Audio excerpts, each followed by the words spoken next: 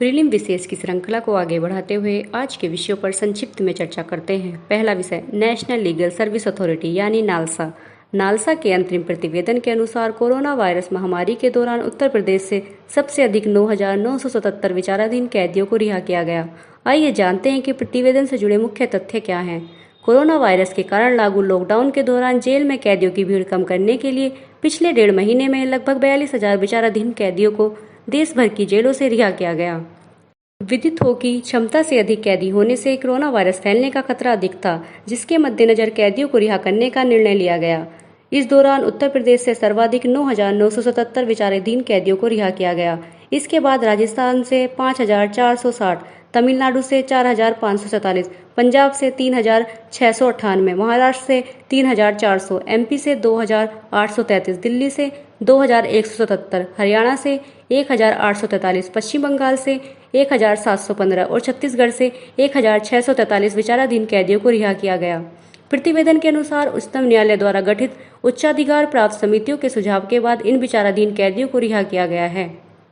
शीर्ष अदालत ने 23 मार्च को सभी राज्यों और केंद्र शासित प्रदेशों को उच्चाधिकार प्राप्त समितियों का गठन करने का निर्देश दिया था, जो कि वैश्विक महामारी कोविड-19 के दौरान कैदियों को अंतरिम जमानत या पैरोल पर रिहा करने का निर्णय लें। प्रतिवेदन के अनुसार इस दौरान लगभग 16,391 कैदियों को पैरोल आदि पर रिहा किया गया। आपकी जानकारी के लिए बता दें कि नालसा का गठन 1987 में समाज के कमजोर वर्गों को मुफ्त कानूनी सेवा उपलब्ध कराने के लिए गठित किया गया था। भारत का मुख्य न्यायाधीश इसका मुख्य संरक्षक होता है और भारत के सर्वोच्च न्यायालय का द्वितीय वरिष्ठ न्यायाधीश प्राधिकरण का कार्यकारी अध्यक्ष होता है। दूसरा विषय इंटरनेशनल हेल्थ रेगुलेशन। भारत तथा यूरोपीय संघ के 27 सदस्यों के सहित 58 देशों ने एक संकल्प का प्रारूप रखा है, जिसमें कोविड-19 महामारी के प्रति विश्व स्वास्थ्य संगठन यानी WHO की प्रतिक्रिया की जांच की मांग की गई है। यह संकल्प WHO द्वारा आहूत होने वाली 74वीं विश्व स्वास्थ्य सभा में विचार के लिए रखा जाएगा। आइए जानते हैं कि इस संकल्प में WHO से क्या मांग की गई है। इस संकल्प में कोरोना संकट की निष्पक्ष, स्वतंत्र और व्यापक जांच की मांग की गई। इसके अलावा WHO के कार्यों की जांच और कोविड-19 महामारी से जुड़ी उसकी समय सीमा की जांच की भी मांग की गई। 2005 की अंतर्राष्ट्रीय स्वास्थ्य नियमावली के तंत्र की प्रभाविता की जांच की मांग हुई। आइए जानते हैं कि अंतर्राष्ट्रीय स्वास्थ्य नियमावली क्या है। यह नियमावली WHO के सभी सदस्य देशों सहित 196 देशों के बीच एक समझौते पर आधारित है। इसमें वैश्विक सुरक्षा के लिए सभी देशों से मिलजुल कर काम करने का आह्वान किया गया है। तीसरा विषय India oppose rejoining RCEP over China concern. क्षेत्रीय व्यापक आर्थिक भागीदारी यानी रिकैप में भारत को शामिल करने के लिए भारत को 15 मई तक नया प्रस्ताव देना था, परंतु यह तिथि पार हो गई और भारत ने कोई प्रतिक्रिया नहीं दी। अर्थात भारत अभी भी रिकैप में शामिल नहीं होना चाहता। आइए जानते हैं कि रिकैप से संबंधित मुख्य तथ्य क्या हैं। रिकैप आसियान के 10 सदस्य देशों Myanmar, Cambodia, Indonesia, Laos, Malaysia, Philippines, Singapore, Brunei, Thailand, Vietnam तथा आसियान से संबद्ध अन्य 6 देशों ऑस्ट्रेलिया, चीन, भारत, जापान, दक्षिण कोरिया और न्यूजीलैंड के लिए प्रस्तावित है।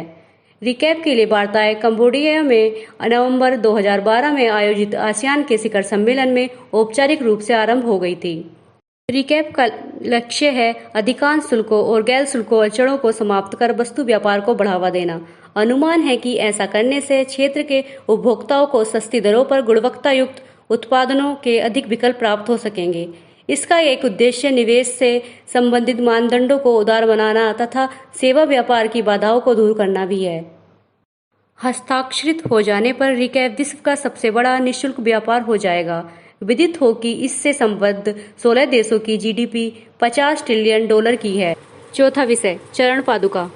चरण पादुका मध्य प्रदेश से होकर गुजरने वाले प्रवासी मजदूरों के लिए मध्य प्रदेश द्वारा शुरू किया गया एक अभियान है। आइए जानते हैं कि इसके अंतर्गत प्रमुख बिंदु क्या हैं। इस अभियान के तहत नंगे पैर जाने वाले प्रवासी मजदूरों को उनके पैरों के दर्द को कम करने के लिए जूते एवं चप्पल प्रदान किए जा रहे हैं। सबसे उल्लेखनीय बात यह है कि यह अभियान अधिकांश स्थानों पर मध्य प्रदेश पुलिस द्वारा चलाया जा रहा है। चरण पादुका अभियान इंदौर के राऊ पुलिस स्टेशन से शुरू किया गया। पांचवा विषय about the Gandhi peace prize. 1995 में स्थापित गांधी शांति पुरस्कार के लिए संस्कृति मंत्रालय ने नामांकन जमा करने की अंतिम तिथि कोविड-19 के कारण 30 अप्रैल से बढ़ाकर 15 जून कर दी है। यह वार्षिक सम्मान व्यक्तियों और संस्थाओं को गांधीवादी पद्धति और अहिंसा के माध्यम से सामाजिक आर्थिक बदलाव लाने के लिए दिया जाता है। इसमें 1 करोड़ रुपए की नगद राशि, एक प्रशस्ति पत्र तथा पारंपरिक हस्तकरघा से निर्मित कोई सुंदर सामग्री दी जाती है। यह पुरस्कार किसी भी देश के नागरिक को दिया जा सकता है, परंतु इसमें मृत्यु के उपरांत पुरस्कार नहीं दिया जा सकता। पुरस्कार के लिए चयन का कार्य एक ज्यूरी करती है, जिसके अध्यक्ष प्रधानमंत्री होते हैं। आज की प्रीलिम विशेष की श्रृंखला यहीं समाप्त होती है। धन्यवाद।